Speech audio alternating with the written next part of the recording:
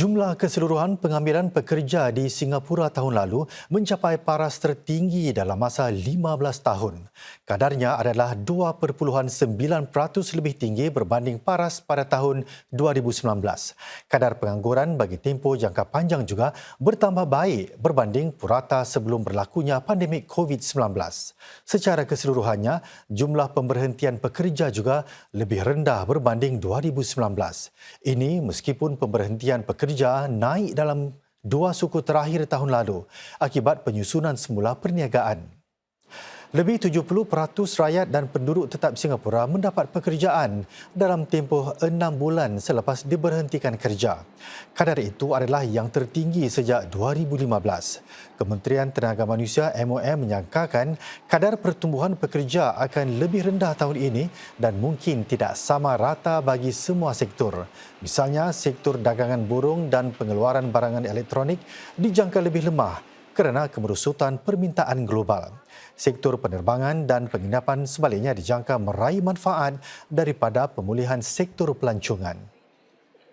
I don't think we have that much of options. Transformation is really the key for our businesses and our workers to have that ability, to have that resilience, to deal with all these headwinds that are coming our way and to be able to be responsive, very nimbly, and also have that agility to seize new opportunities.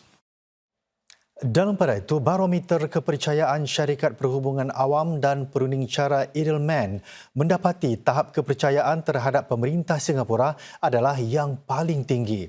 Tinjauan tahunan sejagat ini dijalankan secara online dan meliputi 28 negara. Ia juga melibatkan lebih 1,000 responden di sini. Ia mendapati pemerintah merupakan institusi paling dipercayai di Singapura. Lebih 75% responden menyatakan mereka percaya dengan pemerintah. Ini adalah peningkatan 2% mata berbanding tahun lalu. Ia juga adalah tahap keempat tertinggi di dunia yang juga dicatatkan Indonesia dan India. Pada masa yang sama, tinjauan tersebut mendapati rasa yakin para penduduk Singapura terhadap ekonomi menjunam ke tahap terendah.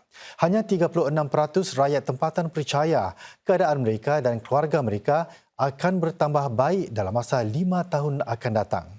Selain Singapura, 23 daripada 28 negara lain yang ditinjau juga mencatat tahap terendah bagi keyakinan terhadap ekonomi, termasuk UK, Malaysia dan India.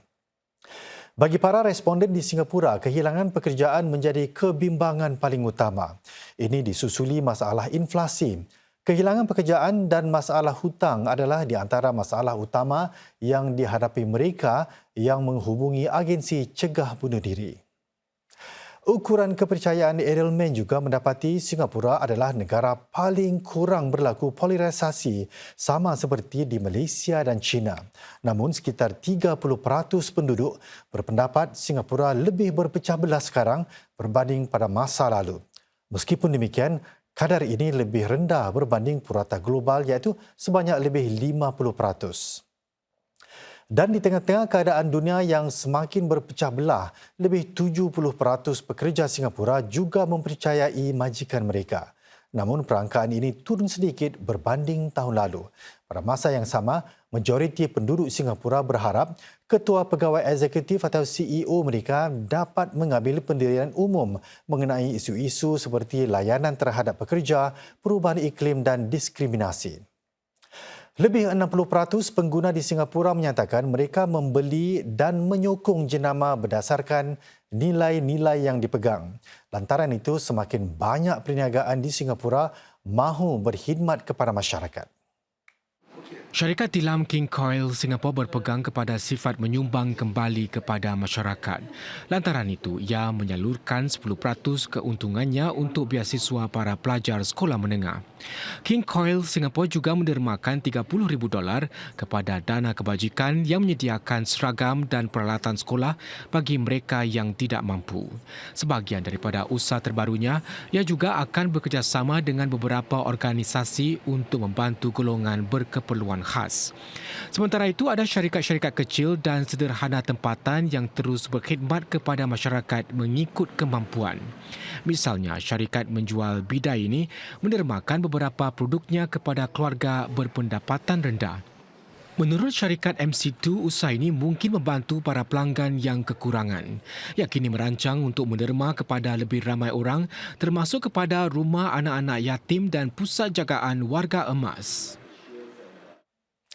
Majlis Ugama Islam Singapura MUIS menyatakan solat tarawih di kolong-kolong flat dan Dewan Serbaguna tidak akan diadakan semasa bulan Ramadan kali ini. Menurut MUIS, ia memutuskan demikian kerana ada cukup tempat bagi para jemaah menunaikan solat tarawih di masjid-masjid tempatan. Ia berdasarkan penilaiannya terhadap trend solat tarawih sebelum pandemik COVID-19 dan setelah solat itu disambung semula pada 2021 dan tahun lalu. MUIS meminta maaf kepada kumpulan-kumpulan qaryah kerana mereka mungkin sudah membuat persiapan. Pada Februari lalu, sebagai persiapan awal, MUIS dan masjid-masjid mengeluarkan surat menyokong kumpulan-kumpulan qaryah untuk mengadakan solat tarawih di 27 kolong flat dan Dewan Serbaguna. Surat itu diperlukan bagi tujuan pentadbiran untuk pihak qaryah melakukan kegiatan keagamaan di tempat-tempat. Presiden Indonesia Joko Widodo akan melakukan lawatan ke Singapura esok bagi retreat Singapura Indonesia bersama Perdana Menteri Lee Hsien Loong. Retreat tahun ini adalah yang ke-6 antara pemimpin kedua-dua negara. Menurut kenyataan pejabat Perdana Menteri, PM Lee dan Presiden Jokowi akan menyimak kemajuan dalam kerjasama dua hala antara kedua-dua negara sejak retreat tahun lalu di Bintan, Indonesia. Ini termasuk 3 perjanjian di bawah rangka kerja yang diperluaskan yang disahkan semasa retreat lalu. PM Lee dan Presiden Jokowi juga akan menyaksikan pertukaran beberapa memorandum persefahaman dalam bidang-bidang seperti daya tenaga, kemampanan, kesihatan dan keselamatan yang dimeterai sebelum retreat itu. Selain itu, mereka juga akan saling berkongsi pandangan mengenai perkembangan serantau dan global. Sekolah antarabangsa Perancis di sini akan mengambil lagi 1,000 pelajar menjelang 2030, sedang masyarakat ekspatriat di Singapura semakin bertambah. Menteri Ehwal Luar Dr. Vivian Balakrishnan berkata peningkatan sekolah itu mencerminkan sumbangan masyarakat Perancis sejak sekian lama. Beliau berkata demikian semasa upacara menandakan bermulanya projek peningkatan kampus sekolah antarabangsa itu. Saiz kampus tersebut akan diluaskan hampir 50%. Pengetuanya berkata beliau mahu membuka kemudahan-kemudahan baru kepada para penduduk di kawasan kejiranan Serangoon. Beliau berharap pihak sekolah akan meningkatkan interaksi dengan masyarakat tempatan. Ini termasuk Dewan Sukan, auditorium dan bilik riadah. Akan terdapat juga sebuah tadika baru yang cekap penggunaan daya tenaga. Kerja-kerja binaan akan selesai menjelang 2025.